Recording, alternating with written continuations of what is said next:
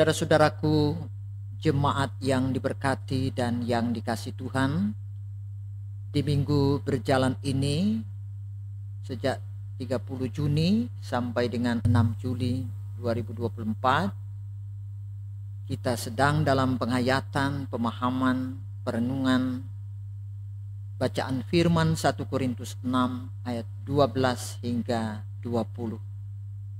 Dan oleh karena itu, sebagai orang beriman, mari kita mohon tuntunan Roh Kudus untuk mengawali kita dalam memahami apa yang difirmankan Tuhan. Mari berdoa. Segala puji, hormat, sembah, dan syukur kepadamu ya Tuhan Allah kami, yang berkenan membawa kami ada di minggu yang baru dalam penghayatan kasih dan anugerah Tuhan untuk hari-hari kehidupan, untuk tugas kerja dan pelayanan, bahkan bagi kehidupan di tengah jemaat, masyarakat, dan bangsa ini. Kami rindu dituntun oleh firman yang menghidupkan dan yang membangkitkan gairah dan semangat agar tetap setia pada kehendak firman-Mu, agar hidup kami diberkati dan menjadi berkat. Kami siap menerima kebenaran firman-Mu, merenungkannya, bahkan melakukannya dalam nama Tuhan Yesus. Amin. Saudara-saudara jemaat yang dikasihi Tuhan, pembacaan Alkitab dalam pertama Korintus pasal 6 ayat 12 sampai dengan ayatnya yang ke-20. Nasihat terhadap percabulan. Segala sesuatu halal bagiku, tetapi bukan semuanya berguna. Segala sesuatu halal bagiku, tetapi aku tidak membiarkan diriku diperhamba oleh sesuatu pun. Makanan adalah untuk perut dan perut untuk makanan. Tetapi kedua-duanya akan dibinasakan Allah. Tetapi tubuh bukanlah untuk percabulan, melainkan untuk Tuhan, dan Tuhan untuk tubuh. Allah yang membangkitkan Tuhan akan membangkitkan kita juga oleh kuasa-Nya. Tidak tahukah kamu bahwa tubuhmu adalah anggota Kristus? Atau kau ambilkah anggota Kristus untuk menyerahkannya kepada percabulan? Sekali-kali tidak. Atau tidak tahukah kamu bahwa siapa yang mengikatkan dirinya pada perempuan cabul menjadi satu tubuh dengan dia? Sebab demikianlah kata Nats, keduanya akan menjadi satu daging. Tetapi siapa yang mengikatkan dirinya kepada Tuhan menjadi satu roh dengan dia. Jauhkanlah dirimu dari percabulan. Setiap dosa lain yang dilakukan manusia terjadi di luar dirinya. Tetapi orang yang melakukan percabulan berdosa terhadap dirinya sendiri. Atau tidak tahukah kamu bahwa tubuhmu adalah bait Roh Kudus yang diam di dalam kamu, Roh Kudus yang kamu peroleh dari Allah, dan bahwa kamu bukan milik kamu sendiri, sebab kamu telah dibeli dan harganya telah lunas dibayar. Karena itu muliakanlah Allah dengan tubuhmu. Saudara-saudaraku yang dikasihi Tuhan, bahkan semua pemirsa dimanapun berada yang dapat dijangkau oleh multimedia melalui pemberitaan firman ini. Perenungan kita bertemakan muliakanlah Allah dengan tubuhmu. Saudara-saudara yang dikasihi dan diberkati Tuhan Yesus, jemaat Korintus berada di kota pelabuhan yang sangat berkembang dalam hal perdagangan.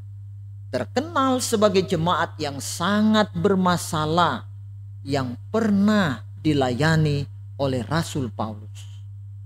Berdasarkan laporan dari keluarga Chloe, sebagaimana Kisah Rasul 1 ayat 10 hingga 11, Paulus mendapati kemerosotan dalam hal keberimanan pada jemaat yang dibangunnya saat tinggal di sana selama 18 bulan pada perjalanan penginjilannya yang kedua.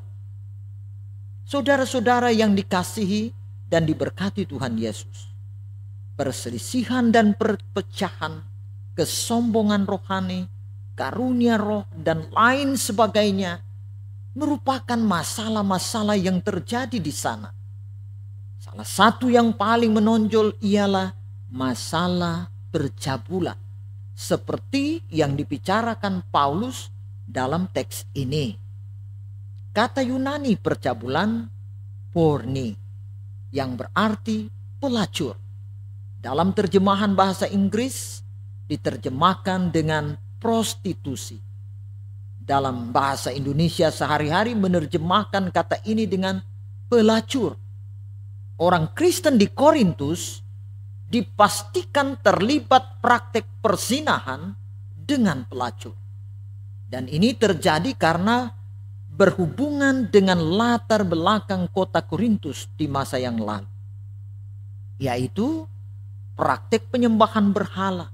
Kuil-kuil penyembahan berhala sangat banyak di kota ini, dan salah satu yang paling mencolok ialah kuil dewa Afrodit di sebuah gunung dengan ketinggian 2000 kaki di Akropolis.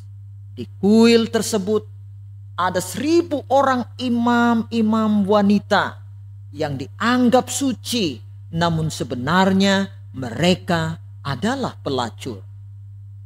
Mereka bertugas untuk merangsang Dewi Afrodit untuk melakukan hubungan intim dengan para dewa dengan cara berpesta seks di atas gunung tersebut.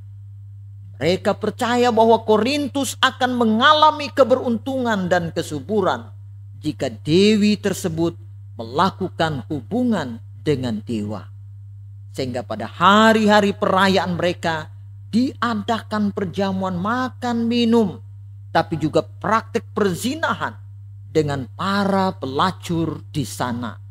Di waktu-waktu tertentu pula para pelacur ini akan turun gunung dan melakukan praktek perdagangan dengan orang-orang Korintus dalam hal pelacuran.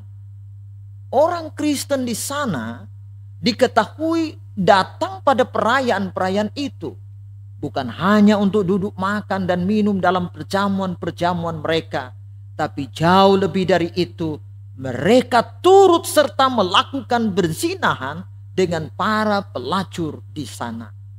Dan permasalahan ini semakin berat bagi Paulus, karena orang-orang Kristen ini menganggap bahwa apa yang mereka lakukan ini bukanlah sebuah persoalan berarti. Membenarkan apa yang dilakukan. Mereka memiliki slogan-slogan seperti yang dikutip oleh Paulus, tetapi kemudian disanggahnya dalam ayat 12 dan ayat 13. Slogan yang pertama muncul mengenai makanan, yaitu segala sesuatu halal bagiku. Saudaraku, kata halal diambil dari bahasa Yunani esestin, yang dapat diterjemahkan diperbolehkan. Jemaat di Korintus menganggap bahwa memakan makanan persembahan berhala diperbolehkan karena keyakinan mereka bahwa Yesus Kristus telah membebaskan mereka dari hukuman apapun, termasuk tentang yang halal dan tidak. Namun menurut Paulus, kebebasan di dalam Yesus Kristus tidak berarti bebas untuk melakukan segala sesuatu yang kita ingini dan kehendaki. Kebebasan ini harus memperhatikan dua hal. Pertama, apakah orang lain mendapat keuntungan atau dibangun melalui tindakan kita, ayat 12a. Kedua, apakah kebebasan itu justru memperbudak kita, ayat 12b. Saudara-saudaraku, dengan kata lain, Paulus mau mengatakan bahwa kekristenan tidak hanya berbicara mengenai benar atau salah, boleh atau tidak boleh, tetapi juga berguna atau tidak berguna bagi diri sendiri, agar kita tidak diperbudak oleh kebebasan itu, tetapi juga bagi orang lain. Konsep yang keliru tentang kebebasan di dalam Yesus Kristus ini diperparah dengan pengaruh filsafat Yunani kuno yang memisahkan roh dari tubuh manusia, di mana roh itu kekal, sedangkan tubuh itu fana. Bagi mereka tubuh itu tidak penting, sebab akan musnah, dihancurkan pada akhir zaman. Anggapan inilah yang ada di balik slogan jemaat Korintus di ayat 13a, makanan adalah untuk perut dan perut untuk makanan, tetapi kedua-duanya akan dibinasakan Allah. Apapun yang mereka lakukan pada tubuh, baik makanan, berhala, dan maupun melakukan berzinahan dengan pelacur, bukanlah sebuah masalah. Sebab tubuh pun pada akhirnya akan binasa. Namun Paulus mengoreksi pandangan ini dengan mengatakan, tetapi tubuh bukanlah untuk percabulan atau pelacuran, melainkan untuk Tuhan, dan Tuhan untuk tubuh. Paulus dengan tegas menolak percabulan dan perzinahan yang mereka lakukan dengan para pelacur dengan memberi setidaknya beberapa alasan. Pertama, tubuh orang Kristen akan dibangkitkan. Ayat 14 dapat kita lihat. Kematian Yesus Kristus bukan hanya menebus roh atau jiwa kita, tapi Dia juga menebus tubuh kita. Bahkan kebangkitan Yesus Kristus juga menjadi jaminan bahwa tubuh kita pun akan dibangkitkan di akhir zaman. Tuhan Allah yang membangkitkan Yesus Kristus juga akan membangkitkan tubuh kita kelak. Ayat 14 firman katakan. Dalam hal ini Paulus menjelaskan tentang doktrin kebangkitan tubuh yang akan dialami orang percaya di akhir zaman, sehingga setiap orang percaya harus menjaga kekudusan tubuh. Tubuh sangat penting untuk dijaga dari berbagai macam dosa dan kenajisan, karena pada akhir zaman tubuh orang percaya akan dibangkitkan sama seperti Yesus Kristus telah dibangkitkan secara tubuh. Yang perlu digarisbawahi adalah ungkapan Allah yang membangkitkan Tuhan. Tidak boleh dipahami bahwa Yesus Kristus tidak berkuasa untuk membangkitkan dirinya sendiri. Alkitab menyatakan bahwa subjek kebangkitan adalah Allah. Tetapi Alkitab juga mengajarkan bahwa subjek tersebut adalah Roh Allah. Roma 1 ayat 4 atau Roma 8 ayat 11. Atau Kristus sendiri, sebagaimana Yohanes 2 ayat 19, ayat 21, Yohanes 10 ayat 18. Jadi kebangkitan adalah pekerjaan satu Allah, Allah Tritunggal. Kedua, tubuh orang Kristen adalah anggota tubuh Yesus Kristus. Ayat 15. Anggota tubuh menggunakan kata melon yang biasanya diterjemahkan sebagai kaki atau tangan atau bagian dari tubuh manusia, anggota dari persekutuan. Menggunakan analogi ini, Paulus menekankan bahwa hubungan orang Kristen dengan Yesus Kristus tak terpisahkan sama seperti kaki atau tangan dengan tubuh. Dan jika ada orang Kristen berbuat cabul dengan seorang pelacur, adalah seperti anggota tubuh yang dicabut dari tubuh Yesus Kristus dan dipersekutukan dengan tubuh pelacur itu. Sehingga hal ini sangat tidak dimungkinkan. Anggota tubuh Yesus Kristus tidak dapat hidup dalam berzinahan dan percabulan.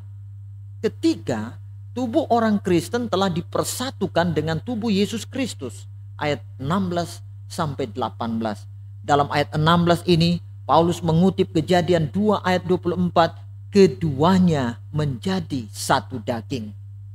Paulus dengan sengaja mengutip bagian perjanjian lama tersebut untuk menekankan bahwa relasi orang percaya dengan Yesus Kristus mirip dengan relasi suami istri.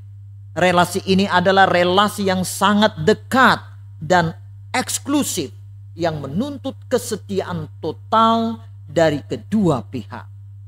Perbuatan zina dengan para pelacur dan percabulan adalah sama dengan mengkhianati kesetiaan pada Yesus Kristus, di mana orang percaya telah dipersatukan dengannya. Sehingga dalam bagian ini Paulus menggunakan pengajaran lazim dalam kalangan Yahudi untuk tidak melakukan dosa, yaitu jauhkanlah. Dalam bahasa asli pheugo yang berarti larilah. Kata ini bersifat urgensi, di mana harus secepatnya dilakukan. Larilah dari percabulan, perzinahan, karena perbuatan demikian sama dengan menajiskan diri sendiri, dan tentu hal itu memiliki konsekuensi dosa. Yang keempat, tubuh orang Kristen adalah bait Roh Kudus. Ayat 19. Paulus menggunakan metafora tubuhmu ialah bait Roh Kudus, di mana baik orang Yahudi maupun non-Yahudi pada masa Paulus mengerti bahwa tempat ibadah, tempel adalah tempat di mana Allah, para dewa tinggal. Namun pengajaran Paulus ini sangat radikal karena ia menyatakan bahwa tempel, bait bukanlah sebuah bangunan, tetapi tubuh orang Kristen sendiri. Sebagaimana bait Allah adalah kudus, maka jemaat Korintus harus menjaga kekudusan tubuh dengan tidak melakukan perjabulan, sebab kata Paulus, tubuh mereka adalah bait Roh Kudus. Kelima, tubuh orang Kristen telah dibeli lunas menjadi milik Allah. Ayat 20. Paulus menyatakan bahwa orang percaya telah lunas dibayar. Dalam ayat ini Paulus menggunakan kata agorazo, yaitu membeli, yang umum dipakai untuk menunjuk pada pembelian seorang budak atau satu tuan dari tuan yang lainnya. Prinsip ini sejalan dengan pengajaran bahwa orang percaya dulu adalah budak dosa dan sekarang telah ditebus, dibeli dan dibayar lunas lewat kematian Yesus Kristus untuk menjadi milik Allah. Yesus Kristus telah menebus orang percaya sehingga mereka dimerdekakan dari dosa. Tetapi kemerdekaan ini bukanlah berarti memberikan kebebasan dan kemerdekaan untuk bertindak semau mereka dan bebas melakukan dosa. Namun sebaliknya, kemerdekaan ini mengandung arti mereka harus taat secara total kepada Tuhan mereka yang baru, yaitu Yesus Kristus. Semua orang Kristen dipanggil untuk memuliakan Tuhan Allah, bukan hanya dalam ibadah, tapi juga melalui kehidupan mereka, tubuh orang percaya mereka yang kudus. Karena itu dipergunakan untuk memuliakan Tuhan Allah dan bukan untuk percabulan, perzinahan, serta bukan untuk digunakan menjadi hamba dosa yang lain. Tuhan memberkati kita sekalian. Amin. Mari berdoa. Terima kasih Bapa, biarlah kami sadar tubuh kami adalah bait Roh Kudus, sehingga tidak membiarkan tubuh kami dinajiskan oleh berhala-berhala apapun, oleh penyembahan-penyembahan kepada dunia, apalagi memberi diri kepada sesuatu yang najis. Kami tahu bahwa Engkau menciptakan tubuh kami utuh, sempurna, sehingga Engkau menghendaki kami menghindarkan diri dari bahaya percabulan, bahaya berzinahan. Karena jika itu terjadi, berarti kami menyia-nyiakan roh Tuhan yang ada pada kami. Mampukan kami untuk menjaga, memelihara bait Kristus di dalam kami, sehingga hidup kami berpadanan dengan kehendak firman-Mu. Terpujilah Tuhan yang akan menghentar kami lagi sepanjang hari, sepanjang minggu berjalan, beraktivitas dan melakukan kehendak Tuhan. Dalam nama Tuhan Yesus. Amin. Saudaraku yang diberkati Tuhan, firman telah diberitakan dan kita dituntun untuk hidup menjadi berkat. Tinggalkan kenajisan, tinggalkan semua yang berbau berzinahan, percabulan. Karena tubuh kita mulia, kita diciptakan menurut gambar dan rupa Tuhan. Jaga, pelihara apa yang diberkati oleh Tuhan, supaya hidup kita jadi berkat. Tinggalkan apa yang tidak memberi manfaat. Kita rindu supaya hidup kita benar-benar memuliakan Tuhan, karena kita miliknya, telah dibayar dengan harga yang lunas, dan itulah pengorbanan yang Ia lakukan supaya kita tetap menjadi miliknya. Tuhan memberkati kita semua. Shalom.